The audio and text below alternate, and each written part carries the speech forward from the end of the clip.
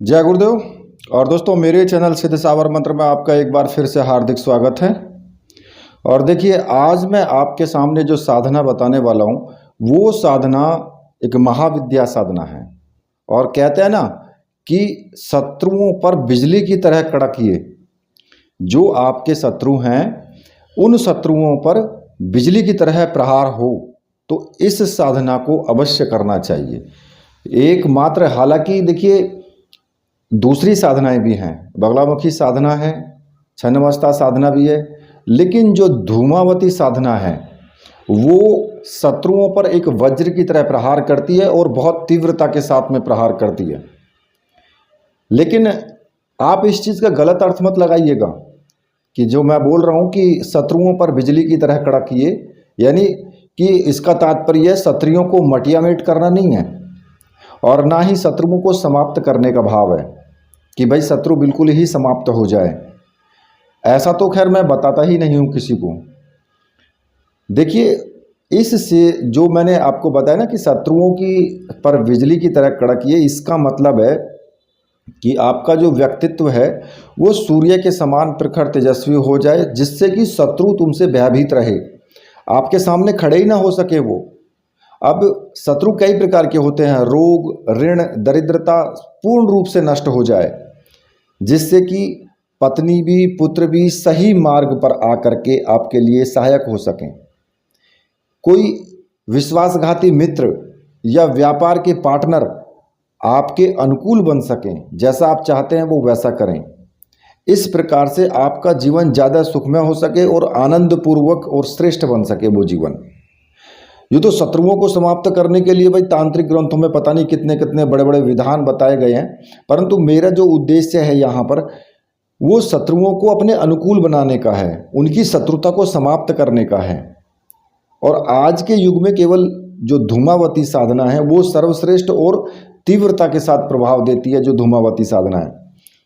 ठीक है, क्योंकि आप अगर बगलामुखी साधना करते हो या छन्नमस्ता करते हो, उनका जो प्रभाव होता है वो धीरे धीरे होता है, लेकिन उनकी अपेक्षा धूमावती साधना का प्रभाव तुरंत देखने को मिलता है। और कई बार तो ऐसा होता है कि साधना समाप्त होते होते ही परिणाम आपको दिखाई देने लग जाता है।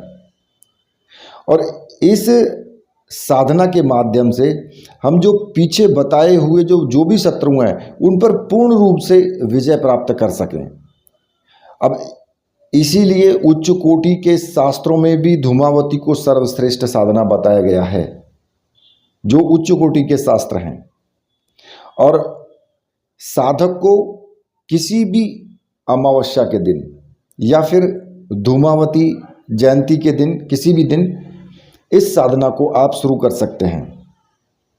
सभी प्रकार के रोग मुक्ति के लिए भी ये साधना है, सभी प्रकार की समस्याओं के लिए ये साधना है। सिर्फ आपको संकल्प लेना होता है, जैसा आप संकल्प लोगे वैसा ही प्रभाव होगा। देखिए, हमारे जीवन में सिर्फ व्यक्ति ही कोई शत्रु नहीं होता है। आप समझते हैं कि व्यक्ति ही शत्रु होता है। एक 9 प्रकार के शत्रु होते हैं जिनकी वजह से हमारी प्रगति में जो है बाधा उत्पन्न होती है। नंबर 1 प्रत्यक्ष शत्रु होता है, जो सामने हमें दिखाई दे रहा है। वो पड़ोसी भी हो सकता है, भाई भी हो सकता है, कोई दूसरा भी हो सकता है, सगा संबंधी भी हो सकता है। एक अप्रत्यक्ष शत्रु होते हैं कि जो हमें दिखाई नहीं देते, वो चुपचाप वार करते हैं पीछे से। मुंह पर बिल्कुल एकदम सामने आएंगे तो बहुत मीठे बन के बात करेंगे, लेकिन पीछे जो है वो वार करते हैं। विश्वासघाती होता है। हमारा ऋण जो होता है ना, हमारी जो ऋण है, मान लिया कि हमने किसी से उधार ले रखा है, जो उधारी है वो भी हमारा एक शत्रु है। दरिद्रता, यानी कि हमारे पास पैसा नहीं है, हम गरीब हैं, तो वो भी एक शत्रु है। किसी भी प्रकार का रोग अगर आपके शरीर में है तो वो भी एक शत्रु है। कुभारिया, कुभारिया का मतलब है कि अगर आप की पत्नी है वो आपकी शत्रु है, आपकी बात नहीं मानती है, वो ही शत्रु है फिर आपकी। किसी भी प्रकार का हमारा पुत्र है, कुपुत्र जिसको बोलते हैं, कि वो पुत्र कभी भी बात मान के नहीं चलता है, किसी भी कारण से वो हमसे अलग हट करके चलता है, गलत संगत करता है, गलत उसके आचरण हैं, ऐसा पुत्र कुपुत्र ही होता है, और उसको सही रास्ते पर लाने के लिए भी ये धूमावती साधना है। भाग्यहीनता, अगर हमारे भाग्य में ही कुछ नहीं लिखा है, भाग्य में ही नहीं है, उस भाग्यहीनता जो होती है ना, वो भी एक हमारा शत्रु है। ऐसे शत्रुओं को समाप्त करने के लिए धूमावती साधना सर्वश्रेष्ठ साधना है और करनी चाहिए। ये जो 9 प्रकार के ये शत्रु हैं, उनमें से अगर एक शत्रु भी आपके जीवन में अगर आ जाता है तो वो आपके जीवन की प्रगति को रोक देगा, ये 100% है। और यदि आप करना चाहते हैं तो शत्रुओं पर की वजह से नहीं कर पाते हैं किसी भी काम को। तो देखिए, इस प्रयोग को सामान्य पढ़ा लिखा आदमी कर सकता है, जो कम पढ़ा लिखा है वो भी कर सकता है। इसमें कोई जटिल विधि विधान नहीं है। और इस साधना में किसी भी वजह से कोई गलती भी हो जाए तो उसका भी किसी प्रकार का कोई भी अहित नहीं होता है, ना ही कोई उसका विपरीत परिणाम मिलता है। अगर कोई गलती भी हो जाए आपसे, फिर भी आपका कोई अहित नहीं होगा। यूँ तो जो साधक इस साधना को संपन्न करके अपने अनुकूल परिणाम अनुकूल ले लेता है, ठीक है ना। और कई बार तो ऐसा होता है कि साधना समाप्त होते होते ही आपको अनुकूलता मिलने लगती है वो। अब इस साधना को कोई भी स्त्री कर सकती है, कोई भी पुरुष कर सकता है। और ये साधना अमावस्या के दिन आप शुरू करेंगे, और इस साधना को चाहे आप रात्रि में करें या दिन में करें, कोई फर्क नहीं पड़ता। इसको दिन में भी आप शुरू कर सकते हैं। अगर आप चाहते हैं कि दिन में करें तो दिन में भी कर सकते हैं इस साधना को, ठीक है। इस साधना में जो मुख्य रूप से आपको 3 सामग्रियों की आवश्यकता होगी: धूमावती यंत्र, जाप के लिए काली हकीक माला और एक रक्षा माला, जो कि जाप करने के वक्त आपके गले में धारण रहेगी, रक्षा माला। और जब आपका जाप पूरा हो जाए तो उसको उतार के आप पूजा स्थान में ही रख दें। इस साधना को आप अपने पूजा स्थान में ही कर सकते हैं। साधना रात्रि में, दिन में किसी भी समय की जा सकती है। स्नान करके लाल आसन होना चाहिए और लाल ही धोती आप कपड़े धारण करेंगे, चाहे वो कुर्ता पजामा हो या धोती हो, ठीक है। स्त्रियां तो वो लाल रंग की साड़ी पहन सकती हैं, ठीक। और देखिए, ये जो सामग्री है मंत्र सिद्ध प्राण प्रतिष्ठा युक्त तो होनी चाहिए। अगर आपको ऐसी सामग्री चाहिए तो आप मुझे व्हाट्सअप कर सकते हैं। मैंने व्हाट्सअप नंबर अपना दिया हुआ है, वीडियो में ही दिया हुआ है, और वहाँ से आप मुझे नंबर लेकर के वहाँ से व्हाट्सअप कर सकते हैं और वो सामग्री आप प्राप्त कर सकते हैं। तो देखिए, अब आपको ये साधना करनी कैसे है वो मैं आपको बता देता हूँ। स्नान आदि करके, चाहे आप सुबह करें या रात्रि में करें, किसी भी वक्त करें, एक चौकी सामने लगा लें। उस चौकी पर लाल रंग का वस्त्र हो, लाल रंग के वस्त्र खुद पहने, लाल रंग का आसन होना चाहिए, ठीक है। और इस साधना में जो दीपक आपका होगा वो तेल का दीपक लगेगा। और ये जो साधना है, ये साधना दक्षिण दिशा की तरफ मुख करके आपको करनी है। आपका मुख दक्षिण दिशा की तरफ होना चाहिए। सामने तेल का दीपक लगाएं, चाहे वो किसी भी चीज़ का तेल हो, चाहे तिल का हो या सरसों का हो, कैसा भी हो। फूल, चावल, और अगर भोग लगाना चाहते हैं तो कोई भी भोग आप रख सकते हैं, ठीक है। और उस भोग को आप स्वयं खा लें बाद में, जब आपकी पूजा हो जाए तो उसके बाद आप उसको खुद आप उसको ग्रहण कर सकते हैं, ठीक है। अगरबत्ती, धूपबत्ती जो भी आपके पास है वो आप रखें, और या तो सिंदूर ले लें टीका लगाने के लिए, या फिर कुमकुम ले सकते हैं। सबसे पहले आपको क्या करना है, अपने गुरु का पूजन करना है। सबसे पहले गुरु जी का पूजन करना है। गुरु का चित्र होना चाहिए। अगर गुरु भगवान शिव को माना है तो भगवान शिव का चित्र होना चाहिए, और साथ में ही धूमावती माता का भी चित्र होना चाहिए, ठीक है। अब आपको क्या करना है कि सबसे पहले अपने गुरु का पूजन करना है। गुरु के पूजन के लिए आप टीका लगाएं, गुरु को धूप दीप दिखाएं, उनको पुष्प चढ़ाएं, चावल चढ़ाएं, मिष्ठान रखें, ठीक है। और ये एक छोटा सा पूजन है, इसको आप कर सकते हैं जैसे कि रोज़मर्रा आप अपने जीवन में करते हैं। सुबह सुबह जो भी आप पूजा अर्चना करते हैं उसी तरीके से कर सकते हैं। अगर आपके जो भी गुरु हैं उनकी तस्वीर हो, और जो गुरु मंत्र उन्होंने दिया है उस गुरु मंत्र का केवल एक माला का जाप कर लें। या आपकी इच्छा है, अगर आप ज़्यादा करना चाहते हैं 2 माला 5 माला तो वो भी आपकी इच्छा है, आप ज़्यादा भी कर सकते हैं, लेकिन कम से कम 1 माला का जाप होना बहुत ज़रूरी है। और गुरुजी से आज्ञा ले कि गुरुजी मैं ये साधना करने जा रहा हूँ और इस साधना में मुझे पूर्ण सफलता मिले और मुझे आशीर्वाद दीजिए और मेरी सहायता कीजिए। और अगर आपने भगवान शिव को गुरु माना है तो फिर आप भगवान शिव की पूजा करेंगे। उसी प्रकार से आपको भगवान शिव की पूजा करनी है। और जो शिव का प्रिय मंत्र है ओम नमः शिवाय, इस मंत्र का आपको 1 माला का या 5 माला का, जो भी आपकी श्रद्धा है उतना आप जाप करें, ठीक है। और गुरु जी से आप प्रार्थना करें अपनी साधना में सफलता प्राप्ति के लिए। और इतना करने के बाद फिर आपको धूमावती माता का आपको पूजन करना है। उनके जो चित्र है उस पर टीका वगैरह, कुमकुम से जो भी पुष्प वगैरह वो सब चढ़ाने हैं। उनको नॉर्मल जो पूजन होता है उस आपको करना है वो पूजन, ठीक है। अब आपको क्या करना है कि जो हकीक माला है, काली हकीक माला, और जो आपका धूमावती यंत्र है उसको एक प्लेट ले लें, तांबे की प्लेट ले लें या स्टील की ले लें, और उसमें आप उसको स्थापित कर दें। और फिर आपको उस यंत्र का पूजन करना है। उस यंत्र पर आपको टीका लगाना है, उस यंत्र पर आपको चावल चढ़ाने हैं, उस पर पुष्प चढ़ाने हैं, धूप दीप से उसको मतलब धूप उसको दिखाएं। इस प्रकार से एक छोटा सा उसका पूजन करें। और पूजन करने के बाद जो माला है, माला का भी आपको पूजन करना है। उसका आपको माला के ऊपर चावल चढ़ाएं, पुष्प चढ़ाएं, और जो जाप वाली माला है उसका करना है, और टीका लगाएं माला को। और माला से प्रार्थना करें कि बीच में मुझे धोखा ना दें। बीच में आप कभी ऐसा होता है कि माला करते करते माला बीच में टूट जाती है, तो इसलिए माला का भी पूजन जरूरी है। जो रक्षा माला है वो अपने गले में धारण कर लें, ठीक है।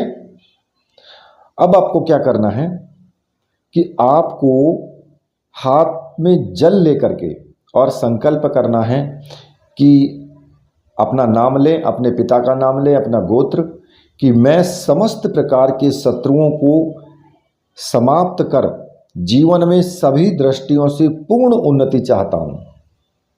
अब इसमें क्या हो गया, इसमें जो भी आपके शत्रु हैं, चाहे वो किसी भी प्रकार के शत्रु हैं, वो सबके लिए हो गया। तो इसलिए ऐसा संकल्प लें कि जो सबका आ जाए, और जीवन में सभी दृष्टियों से पूर्ण उन्नति चाहता हूं, मतलब कि सभी तरीके से। तो ऐसा ही आपको संकल्प लेना है। और यदि कोई शत्रु, विशेष शत्रु है जो आपको जरूरत से ज्यादा परेशान कर रहा है, तो उस शत्रु का नाम लेकर के भी आप उच्चारण कर सकते हो कि ये शत्रु को समाप्त कर जीवन में पूर्ण रूप से उन्नति मुझे मिलनी चाहिए। और दक्षिण दिशा की तरफ आपका मुख है ही। और जब संकल्प ले लें तो जमीन पर जल को छोड़ दें। और फिर आपको जो माला है, माला से आपको आंख बंद करके माता धूमावती का ध्यान करते हुए 21 माला मंत्र का आपको जाप करना है, ठीक है। 21 माला, और 21 माला जाप करने के बाद आप माला को वहीं पर रख दें। और प्रतिदिन उसी समय पर आपको जाप करना है जिस समय पर आपने पहले दिन किया है। संकल्प आपको बार बार लेने की आवश्यकता नहीं है, संकल्प केवल आपने एक बार ले लिया वो काफ़ी है। अब इस साधना को आप चाहे 11 दिन करें या 21 दिन करें, वो आपके ऊपर डिपेंड करता है। आप अगर 11 दिन करते हैं तो 11 दिन करें, 21 दिन करना चाहते हैं तो 21 दिन करें, ठीक है। ये जो मंत्र है ये अपने आप में छोटा मंत्र है और पूर्ण तेजस्वी और महत्वपूर्ण मंत्र जो मैं आपको बताने वाला हूं।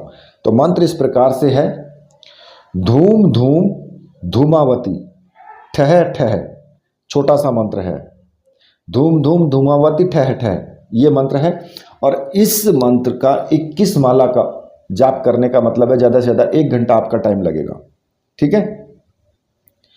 और जब आपका जाप पूरा हो जाए तो रक्षा माला को भी उतार के चौकी पर रख दें और जाप की माला को भी उतार के चौकी पर रख दें। पूर्ण रूप से ब्रह्मचर्य का पालन करें, इतने आप साधना करेंगे।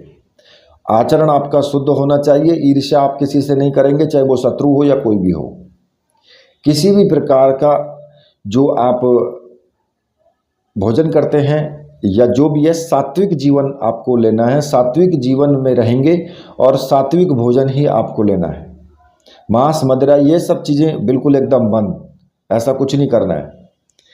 तो जो प्रत्येक साधना में, किसी भी साधना में आप जो पूर्ण रूप से जिन नियमों का पालन करते हैं वही पालन आपको इस साधना में भी करना है।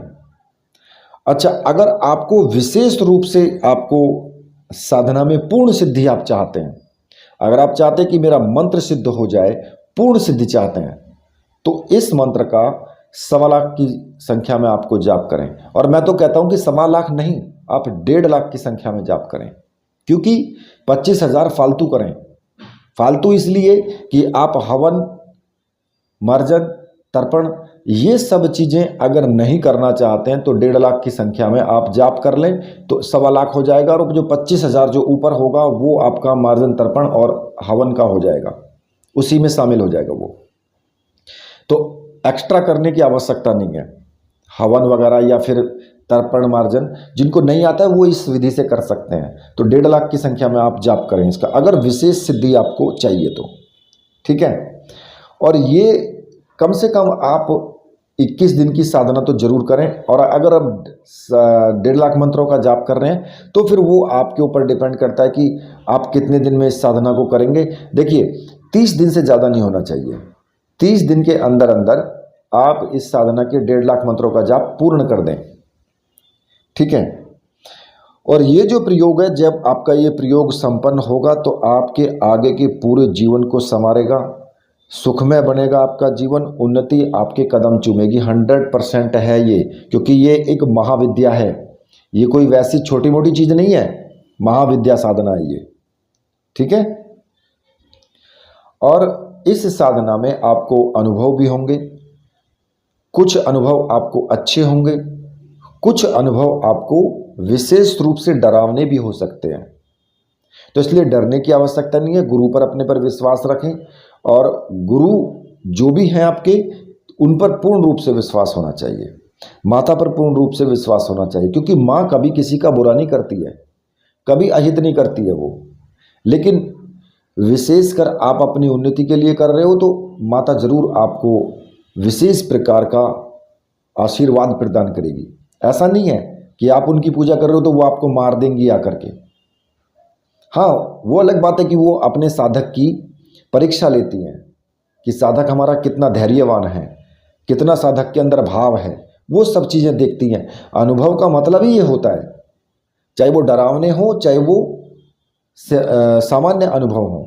और इसमें आपको कुछ डरावने भी हो सकते हैं, कुछ सामान्य भी हो सकते हैं, ठीक है। तो इसलिए डरने की कोई आवश्यकता नहीं है।